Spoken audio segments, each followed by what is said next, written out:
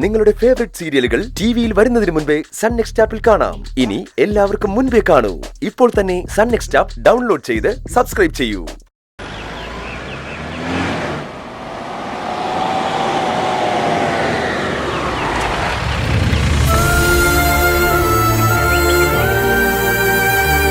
അച്ഛൻ പേടിച്ചതുപോലെയൊക്കെ സംഭവിക്കുമായിരുന്നു.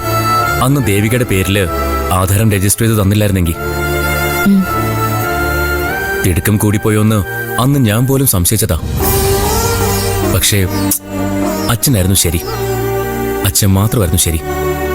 എന്റെ പേരിലായിരിക്കുന്നതും അച്ഛന്റെ പേരിലായിരിക്കുന്നതും ഒരുപോലെ തന്നെയാ സിദ്ധു.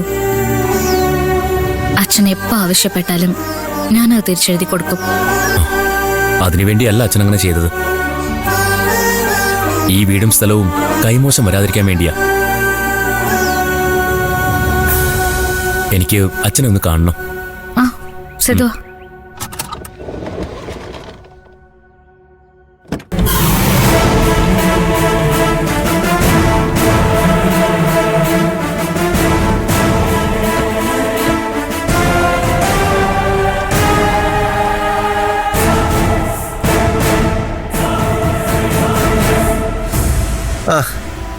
എല്ലാം വക്കീലിന്റെ ബുദ്ധിയായിരുന്നല്ലേ?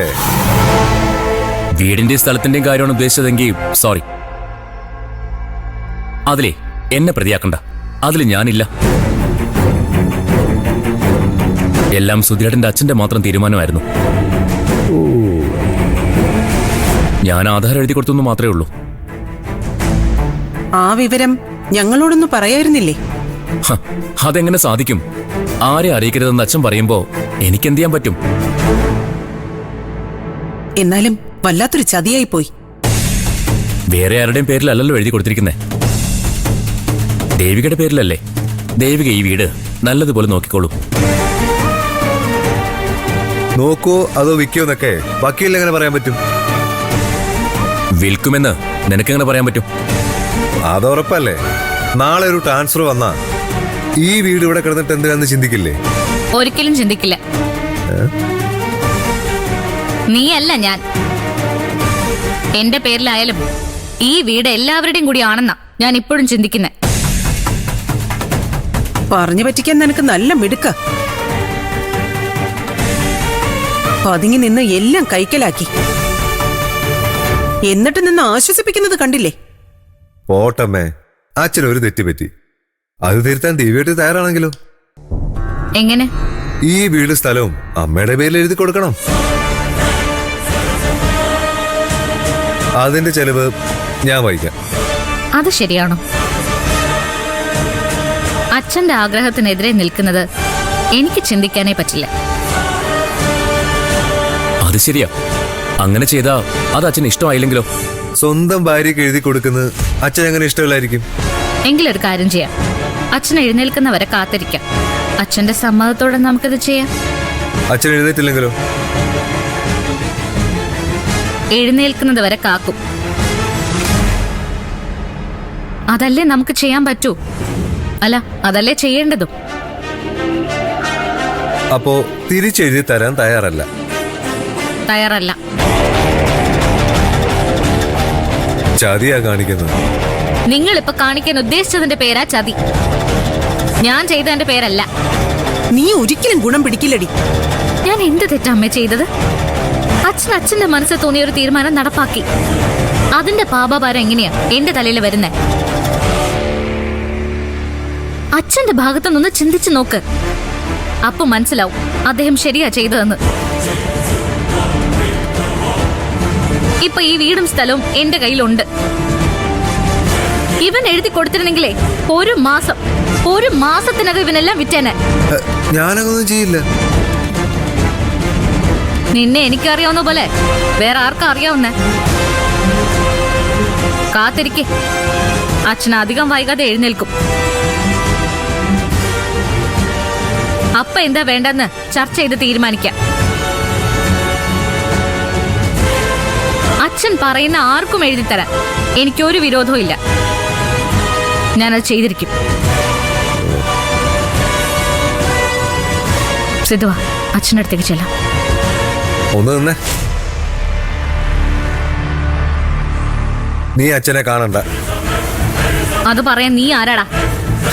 കാമുകം കളിക്കുന്നതും ക്ഷേമം അന്വേഷിക്കുന്നതൊക്കെ ഈ വീടിന് പുറത്ത് മതി. ഇവിടെ വെച്ച് ഒരു തോന്നിവാസവും ഞാൻ അനുവദിക്കില്ല. തോന്നിവാസോ? ആരാ തോന്നിവാസം കാണിച്ചത്? ഇതേ ഇപ്പൊ എന്റെ വീടാ. ഇവിടെ ആര് വരണം വരണ്ടെന്നൊക്കെ ഞാനാ തീരുമാനിക്കുന്നേ. ഞങ്ങൾ ഇവിടെ താമസിക്കുമ്പോ നിങ്ങളെ അഴിഞ്ഞാടാൻ സമ്മതിക്കില്ല. ശരത്തെ, കുറച്ചുകൂടി മാന്യമായിട്ട് നീ സംസാരിക്കണം. ആരഴിഞ്ഞാടിന്ന നീ പറയുന്നത്? എന്നെ ചോദ്യം ചെയ്യാൻ നീ ആരടാ? മര്യാദയ്ക്ക് ഇവിടെ ഇറങ്ങിക്കോണം, ഇല്ലെങ്കിൽ അടിച്ചിറക്കും ഞാൻ. അതിനുള്ള ധൈര്യം ഉണ്ടോടാ നിനക്ക്? ഉണ്ടെങ്കിൽ ചെയ്യടാ. ഇറങ്ങി പോടാ ഇവിടുന്ന്. അയ്യോ അയ്യോ ശരത്തുമോനെ, വേണ്ട, ഇങ്ങോട്ട് മാറ്. ശരത്തുമോനെ, എന്താ കാണിക്കുന്നെ? എന്താ ഈ കാണിക്കുന്നെ? ഇവിടെ ശരത്ത് മാറ്. എന്റെ കൊച്ചിനൊന്നും ചെയ്യരുത്. എന്താണ് ശരത്തെ ഇത്? വീട് സ്വന്തം പേരിലായപ്പോഴേ ഇവർ അഹങ്കാരം കാണിക്കുക. എവരെ സഹിക്കാം, എവനെ എന്തിനാ സഹിക്കുന്നേ? ഇറങ്ങി പോവാൻ പറഞ്ഞപ്പോ തർക്കുത്തരം പറയുക. സിദ്ധു ഇനി ഈ വീട്ടിൽ വരാൻ പാടില്ല. അതെനിക്ക് ഇഷ്ടമല്ല. സിദ്ധു ഇവിടെ വന്നത് അച്ഛനെ കാണാനാ. അതിന് സിദ്ധു ഇനി ഇവിടെ വരും. തടയാൻ ആര് വിചാരിച്ചാലും സാധിക്കില്ല. പിടിച്ചിറക്കണം ഇവനെ. ഇവന് ഒറ്റ ഒരുത്തനാ മനോഹരൻ ഈ വീട് ഇവളുടെ പേരിൽ എഴുതി കൊടുക്കാൻ കാരണം. കേട്ടല്ലോ, സ്വയം ഇറങ്ങുന്നോ അതോ ഞാൻ ബലമായിട്ട് പിടിച്ചിറക്കണോ? സിദ്ധു എന്റെ ഗസ്റ്റാ. ഞാൻ പറയുമ്പോഴേ സിദ്ധു ഇവിടുന്ന് പോവുള്ളൂ. ആ, എങ്കിൽ അതൊന്ന് കാണണമല്ലോ. ഇറങ്ങടാ, എടാ ഇറങ്ങാൻ. ദേഹത്ത് കഴിച്ചുണ്ടല്ലോ.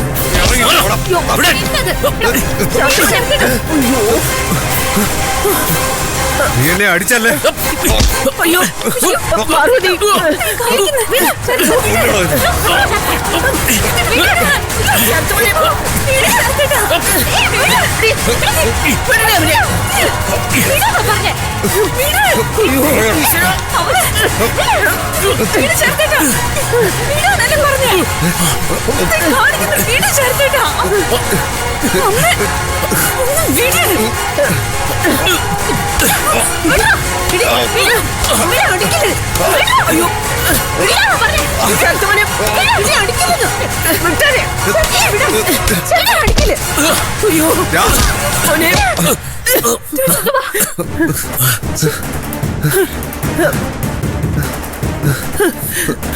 മോനെ പോട്ടെ മോനെ, കുഴപ്പമൊന്നുമില്ലല്ലോ.